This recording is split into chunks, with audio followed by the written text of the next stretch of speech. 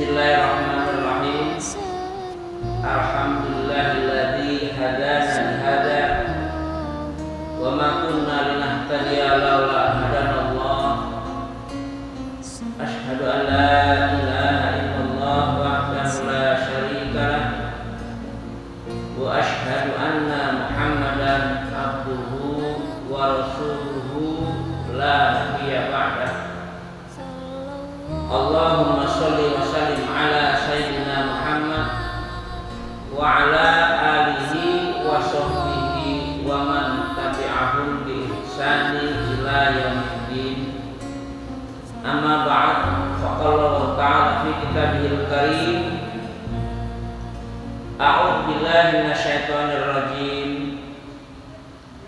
Inna 'iddatash syuhuri 'indallahi 12 syahran fi kitabillahi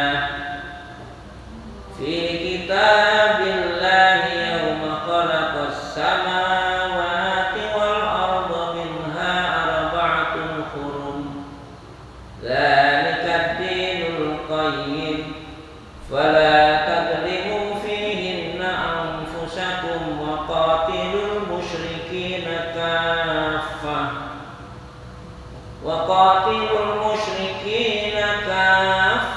kama yuqatilunakum kaffah wa'lamu annallaha ma'al muttaqin. Shadaqallahul adzim. Alhamdulillah, segala puji bagi Allah,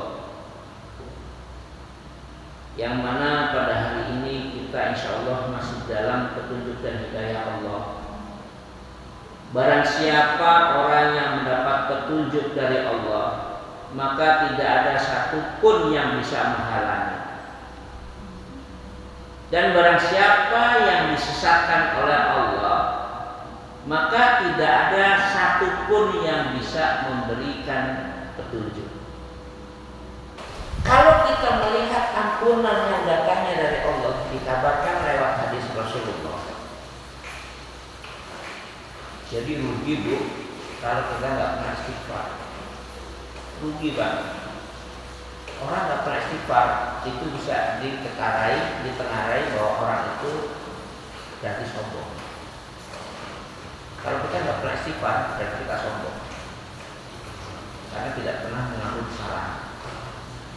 Dengan istighfar ini adalah bentuk bahwa kita sebagai hamba Allah yang lemah, yang dilahirkan tanpa ada rencana, tapi kita punya harapan. Siapa yang takwa, siapa yang melaksanakan kebajikan, beriman dan melaksanakan kebajikan, Allah akan memberikan kesenangan, kebahagiaan di surga nanti. Dan ini nggak main-main, ini yang kita imani. Dalam sebuah hadis Rasulullah bahwa Allah akan mengampuni dosa hambanya yang seluas laut, seluas bumi dan langit, setinggi gunung, sebelum dia minta ampun, sepanjang kita tidak syirik. Jadi ampunan Allah itu akan diberikan kepada hambanya yang sudah seluas langit dan bumi, setinggi gunung, dan Allah akan mengampuni dosa-dosanya dengan ampunan seluas langit dan bumi dan ampunan setinggi gunung sepanjang dia tidak syirik. Nih harus gitu. Jadi ibu minta ampun kalau masih syirik nggak akan diterima. Ini adalah kaidah hukum yang sudah diberikan lewat sunnah dan firman. Perkara Allah memiliki kehendak, itu lain soal. Karena Allah punya kebebasan untuk berkehendak dan tidak berkehendak. Tapi kalau kita lihat kaidah hukum daripada ayat-ayat Al-Quran dan Sunnah Rasul, Allah mengampuni semua dosa hambanya yang seluas langit dan bumi kalau tidak diikuti dengan syirik. Jadi ampunan bisa kita peroleh sepanjang kita bisa menjaga akidah kita, bisa menjaga tauhid kita. Jangan sampai sedikit pun kita mempercayai kepada yang lain atas kekuasaan yang dilakukan oleh Allah. Ini perkara. Ibu sekalian ketahuilah bahwa Rasulullah itu tidak pernah kurang beristighfar dalam satu hari 100 kali. Rasulullah tidak pernah kurang beristighfar itu dalam satu hari 100 kali. Subhanallah. Berarti kalau nggak kurang dari 100 kali bisa 200, bisa 300, bahkan bisa 1000. Wallahu a'lam. Di hadis dikatakan tidak kurang dari 100. Kemudian bulan Rajab ini juga bulan di mana proses Isra Mi'rajnya Rasulullah ke Sidratul Muntaha. Orang kafir pada saat itu tidak percaya dengan perjalanan Rasul. Kalau kita sedikit menyimak peristiwa Isra.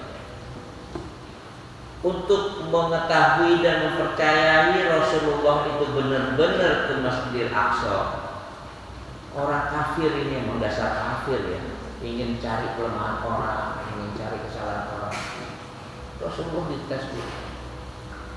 Coba tiang masjid Masjidil Aqsa yang dari Palestina itu ada berapa? Coba sampai kayak begitu. Saking melecehkannya Rasul, itu dites sama orang kafir, ditanya Rasulullah tentang tiang masjid yang dikunjungi, tiang masjid Masjidil Aqsa yang dari Palestina itu ada berapa? Coba sampai kayak begitu. Saking melecehkannya Rasul, itu dites sama orang kafir, ditanya Rasulullah tentang tiang masjid yang dikunjungi di Masjidil Aqsa. Sampai seperti itu. Tapi dengan kekuasaan Allah, Rasulullah pada saat menjawab pertanyaan kafir-kafir itu Rasulullah menjawab dengan jelas dan tegas, sebagaimana dia melihat televisi di depan mata, di mana tiang-tiang masjid itu digambarkan oleh Allah kepada Rasulullah, dan dijawab dengan benar.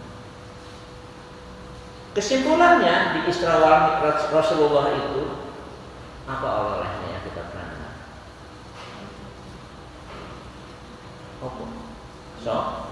Perintah sholat. Kalau perintah yang lain dilakukan melalui malaikat Jibril, contoh pada saat malaikat Jibril bertemu dengan Rasulullah, di sini dikenal dengan hadis Jibril namanya. Hadis Jibril itu menerangkan bahwa pada saat Rasulullah diberikan pelajaran tentang rukun Islam, itu malaikat Jibril mendo-mendo sebagai manusia yang bersih, pakaiannya juga bersih putih. Kemudian dengkulnya Jibril dengan Rasulullah diadu sama-sama begitu. Kemudian ditanya, wahai Rasulullah, apa itu Islam? Ditanya. Rasulullah menjawab, asyhadu an la ilaha illallah wa asyhadu anna muhammadan rasulullah. Zakat, siam, al-hajj, betul ya Rasulullah. Jadi pada saat mengajari rukun Islam itu malaikat Jibril mendatangi Rasulullah. Pada saat perintah sholat, di mana rukun Islam yang kedua, Rasulullah diundang langsung oleh Allah ke Sidratul Muntaha dalam rangka menitipkan amanah sholat kepada umat Rasulullah. Begitu pentingnya sholat. Ayo ibu-ibu semua, kita tutup kajian ini, berharap mudah-mudahan Allah memberikan kemudahan buat kita, memberikan pencerahan buat kita, agar kita encer di dalam menerima apa-apa yang datang dari Allah. Dan kalau ada yang salah mungkin datangnya dari diri kami sendiri, kita berlindung kepada Allah dari hal yang salah, kita mohon ampun. Mari kita baca dengan doa kafaratul majelis. Subhanallahumma wa bihamdika asyhadu an la ilaha illa anta astaghfiruka wa atubu ilaik. Wassalamualaikum warahmatullahi